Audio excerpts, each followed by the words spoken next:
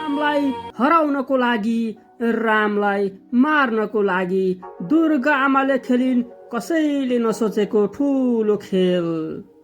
दुर्गा आमाले रामको कमजोरीमाथि हात हाले, रामलाई निष्क्रिय बनाए, रामलाई पागल जस्तो बनाए। कमलालाई रामबाट छुटाए। दुर्गा आमाको पहिलो योजना सफल भएको छ। अब दुर्गा आमाले 3 खेल खेल्दैछन्। त्यो 3 खेलमा दुर्गा आमाले सफलता हासिल गर्न सके भने रामको अस्तित्व नै समाप्त हुनेछ। दर्शकबिन, के दुर्गा आमाको त्यो 3 खेल सफल रहला कि नरहला? रामले सबै खेल खत्म गरिदेलान् कि? सबै कुरा भिडियोमा भन्नेछु। कृपया भिडियोलाई अन्तिमसम्म हेरेर साथ र सपोर्ट गरिदिनु होला। दर्शकबिन, रामको घरमा घर झगडा परेको मौका छोपेर दुर्गा आमाले मौकाको फाइदा उठाएका छन्। दुर्गा आमालाई बल्ल बल्ल रामले सुधारेका थिए, तर दुर्गा आमाले सुध्रिएको नाटक गरेका रहेछन्। दुर्गा आमाले सही समयको प्रतीक्षामा बसिरहेका थिए। त्यो सही समय नै रामको घर झगडा भइदियो। कमलाको सन्तान नहुने भएपछि कमलाले रामको जिन्दगीबाट जाने निर्णय गरिन्। कमलालाई उचाल्न दुर्गा आमाको आगमन भयो। दुर्गा आमाले राम र मुनासँग पनि ठिक्क पारे, चेपारो घसेर अनि कमलापट्टि गएर उचाल्न थाले। कमलालाई रामको जिन्दगीबाट जान बाध्य बनाए। बिचरी कमलालाई थाहा नै भएन दुर्गा आमाले साथ दिएको भन्ने सोची। तर दुर्गा आमा साथ होइन, पछाडिबाट छुरा हानेर कमलालाई रामको जिन्दगीबाट अलग बनाइदिए। दर्शकबिन, रामको जिन्दगीबाट कमला गएपछि राम पागल जस्तो भएर हिँडिरहेको छ। आफ्नो शत्रुहरू हँसाउँदै हिँडेका छन्। कहिल्यै नजाने, कहिल्यै नराम्रो नमान्ने मालतीको घरमा गएर कमलाको भिख माग्न पनि पछि परेनन्। मालतीले रामलाई साथ दिने कुरै आउँदैन। मालती रामको दुःखमा हाँस्ने मान्छे हो। रामलाई जताभावी भनेर लखेटिन्। बिचरा राम कमला बिना अधुरो भएको छ। दुर्गा आमाले रामको घर परिवार बिगारिदिए, रामको जिन्दगी बिगारिदिए। दर्शकबिन्द, पहिलो योजना रामलाई र कमलालाई अलग बनाउने थियो। दुर्गा आमाको त्यो पूरा भयो। अब अरू 3 योजना छन्। अब पहिलो योजना भनेको मुनालाई पनि रामबाट अलग बनाउने रहेको छ। दुर्गा आमाले फेरि षड्यन्त्र बुनेर ललाई फकाई मुनालाई पनि रामबाट अलग बनाउने कोसिस गर्नेछिन्। मुनालाई रामबाट अलग बनाएर रामलाई एक्लो बनाउने अनि रामलाई झन बढी पागल बनाउने योजना बनाएका छन्।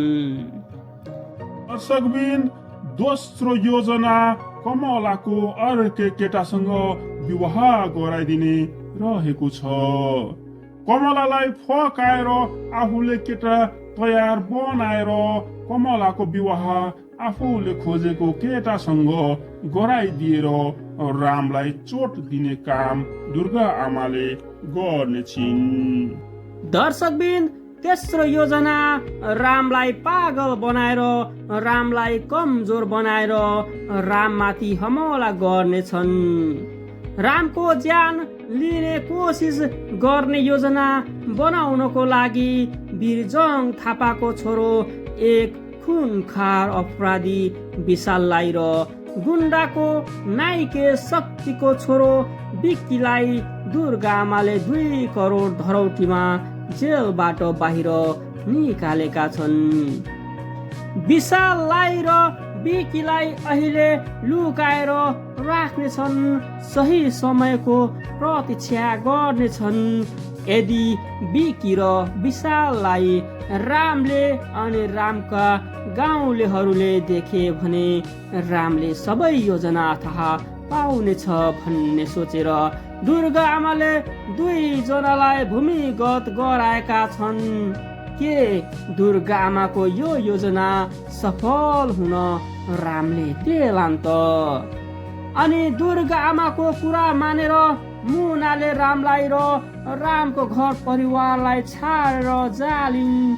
अनि कमलाले राम बाहेक अरूसँग विवाह गर्ली। के लाग्छ हजुरहरूलाई? लागेका कुरा कमेन्ट गरेर भन्न नभुल्नुहोला। दुर्गा आमाले कसैले नसोचेको खेल खेलेका छन्। राम, कमला अनि मुनालाई अलग गराउनको लागि दुर्गा आमाले भित्रभित्र षड्यन्त्र रचेको कुरा कसैलाई पनि थाहा नै छैन।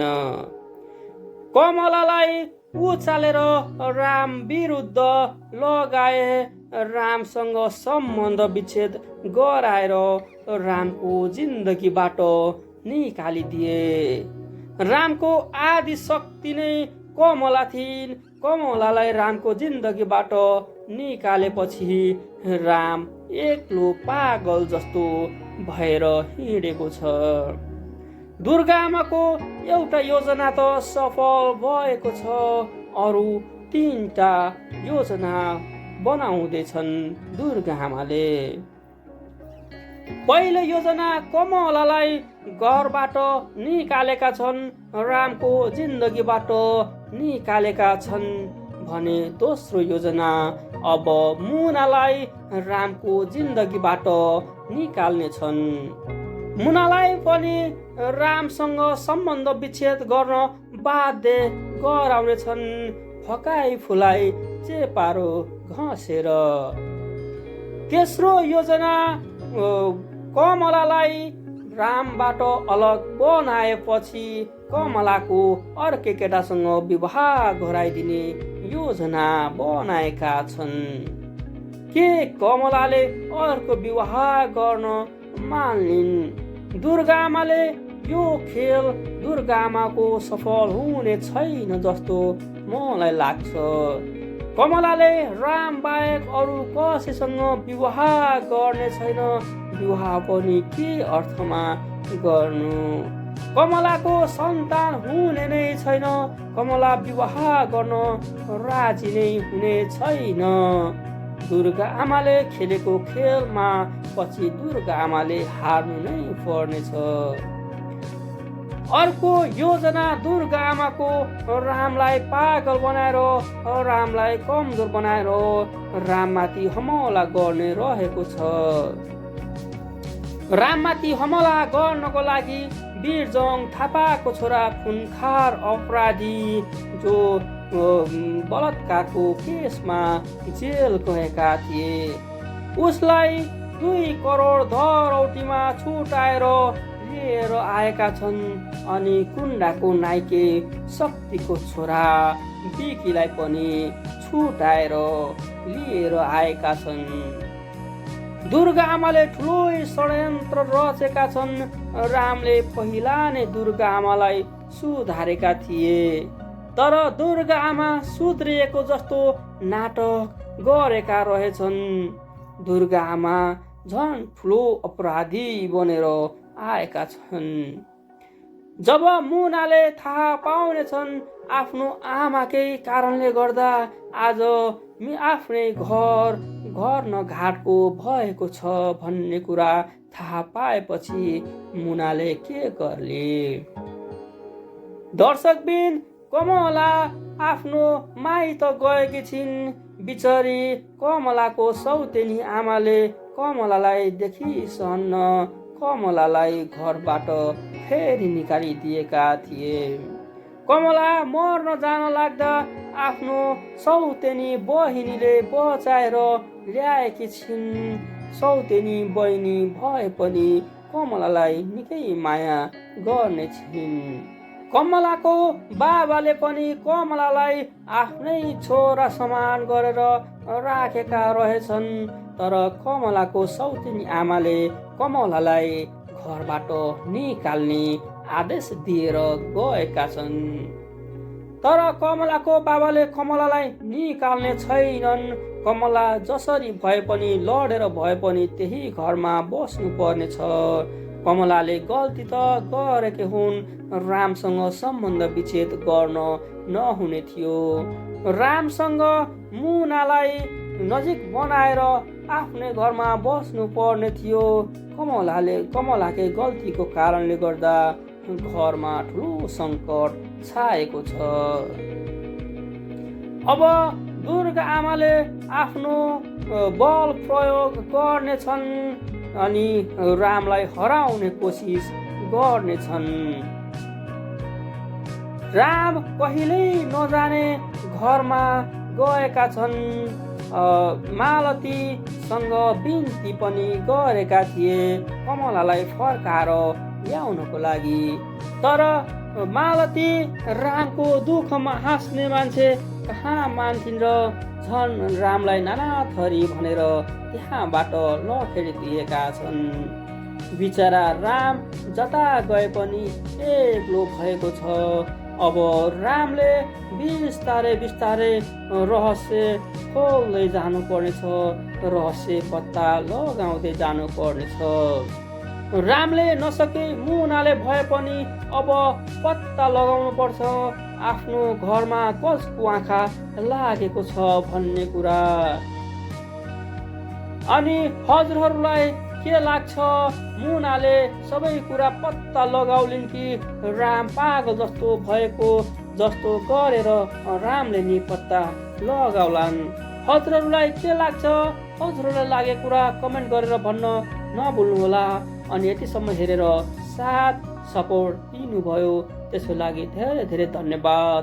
हजुरहरूको दिन शुभ रहोस्।